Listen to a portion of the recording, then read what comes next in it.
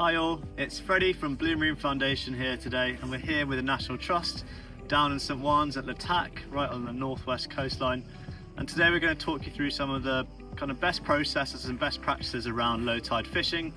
So one of the first things to note when you are going low tide fishing is to obviously take note of the tide and what that's doing. Today low tide's about 3 o'clock, 3:30, and it's a big spring tide. We're just coming after a full moon.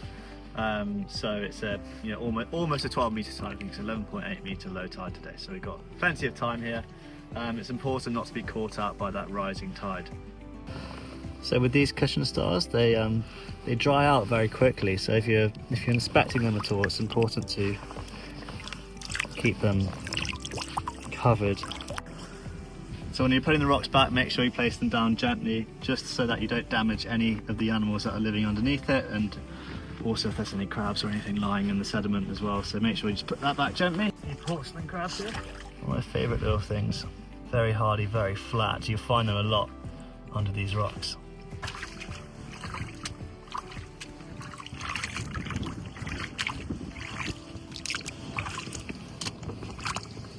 Small nudibranch here, another sea hare.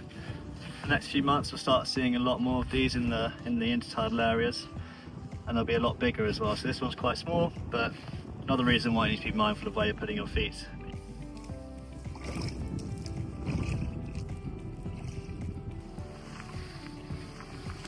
This is known as a Montague's crab, also known as a furrowed crab.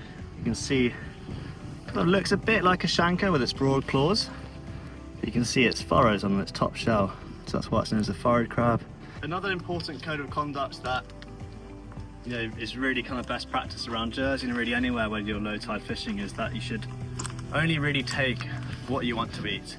There's no point in taking or damaging any animals that you don't want to eat or take home. So just make sure that you're not catching more than you really need to eat. So that's always a really important thing to note. And if any animals that you are returning back, make sure you turn them back into the same place where you caught them from, and that they're returned undamaged as well. We really want to minimise their impact when low water fishing.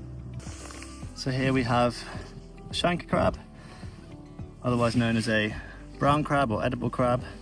This one's obviously very small, it's a juvenile, but if you are low tide fishing for these, you have to kind of follow by their minimum landing sizes. So you can only keep these crabs if they are greater, well, if they're either 150 millimeters or greater.